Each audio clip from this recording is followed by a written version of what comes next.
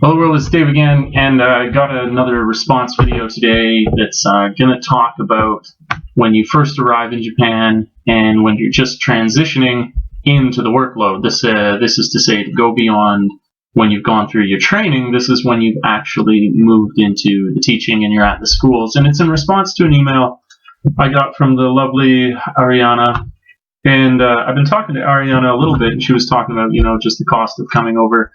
And then as well, once she arrived, she wrote me another one, and she said basically, I got to Japan a week ago, and I've been busy getting settled in, but the change has been a little bit harder than I expected, and I haven't really been feeling that great about the move anymore. Do you have any advice for adjusting?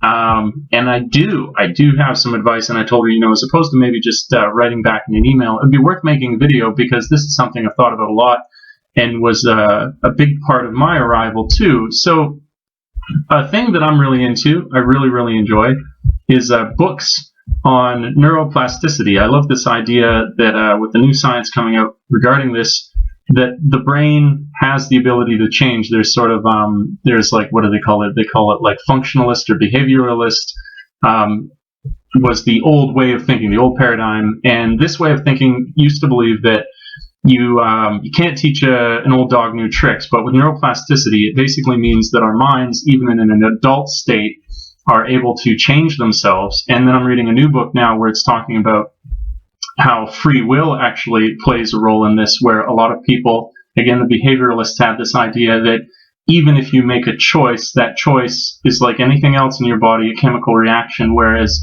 this other form of thinking is suggesting that free will is actually a force that is non-material. Almost a little bit, if I could draw like a pretty easy parallel, like dark matter, where they know that it's a force that affects the universe, but they don't know exactly how to measure it, but they can see that it influences it. And so you might at this point be wondering, you're saying, well, how does this neuroplasticity have anything to do with when you arrive and if you're comfortable and the advice? Well, I'll tell you. So basically what it is when people come to a new culture like this, myself included, you don't actually realize how much has changed.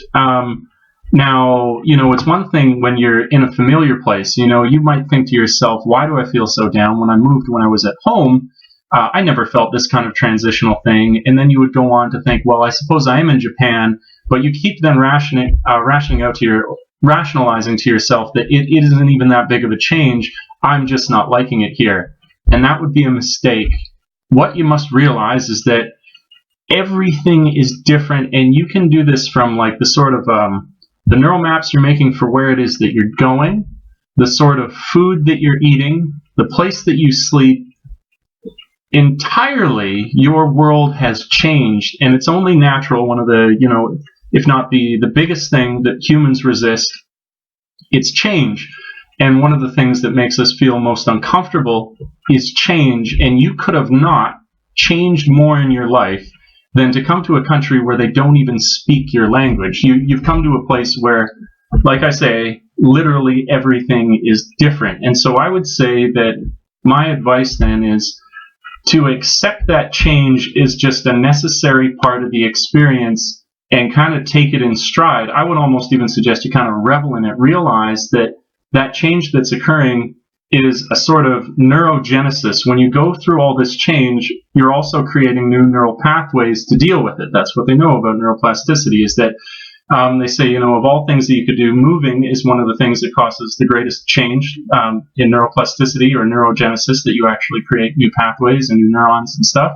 And then second to that is learning another language, and you inevitably do that when you arrive in a new country, because even if you're not going to actively go to the classes or take lessons, you're going to hear this new language around you.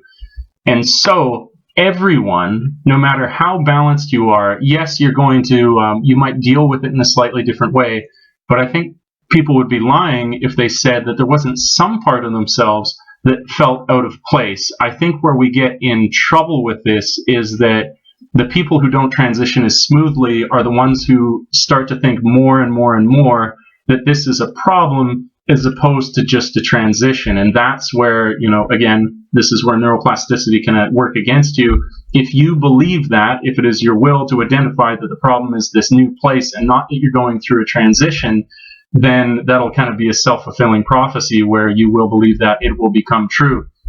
But it's not. I would say maybe for the first, I was never going to leave, but for the first maybe 3 or 4 months, I could not believe how down and out and fatigued I was, where everything felt like this massive effort.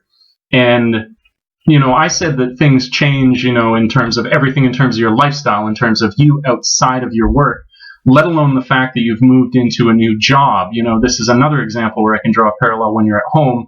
If you were to move into a new job, that's really, really good to just layman's terms, shake up your brain and, develop a whole new aspect of yourself.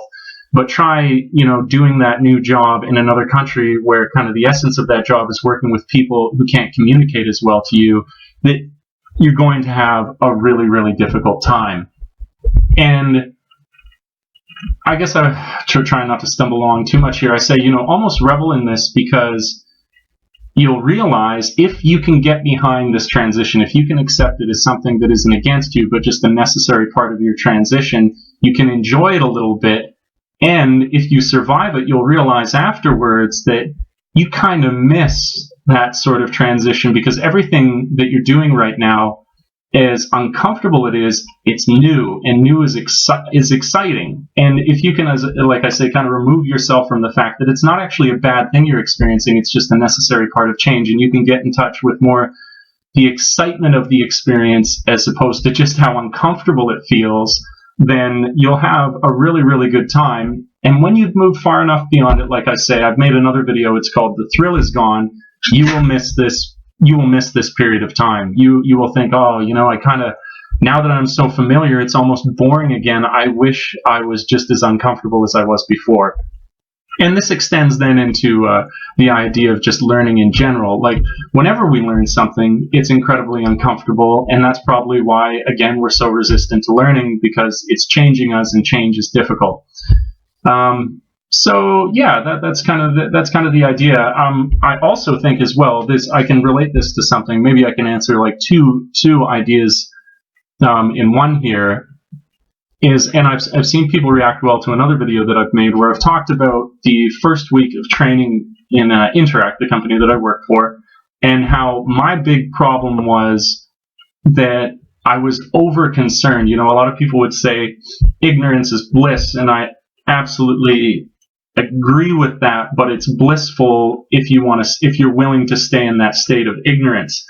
Where a lot of people who suffer most in this world are the people who are most aware, because they can see the things that are going on and they don't just blindly pass by them. But this can work against you, where, like myself, and I've now had a few other people that I've corresponded with talk about, they go into training and they take it so seriously, and they're so aware of how they're succeeding or failing that they just don't give themselves a break.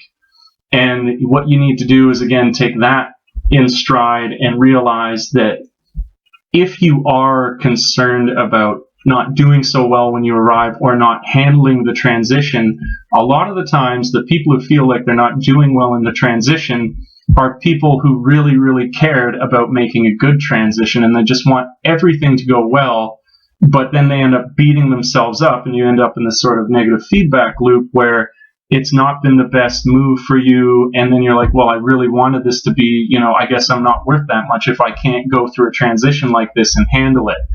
And so you need to avoid these negative feedback loops. You need to not beat yourself up too much.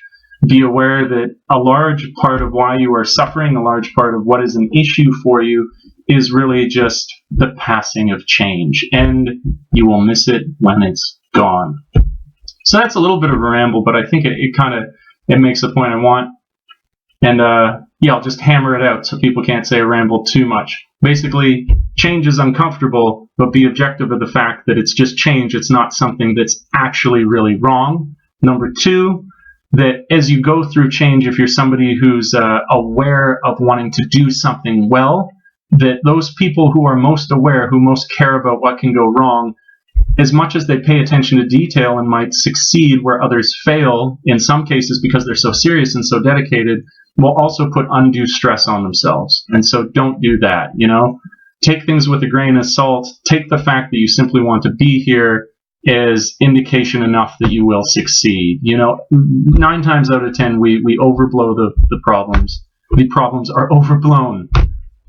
Anywho, yeah, that's about it. That rounds it out. So thanks for checking out the channel. If you like videos like this, please do like, subscribe, share. And if you have any questions, like these people were kind enough to write me, please do send me an email. I always put my contact down below, and I'll try and respond to you as well. And maybe I can help. Maybe I can't. Yeah, that's it. So, like I like to say, thanks for tripping with Dave. Until we meet again next time, world. Ciao for now. Peace.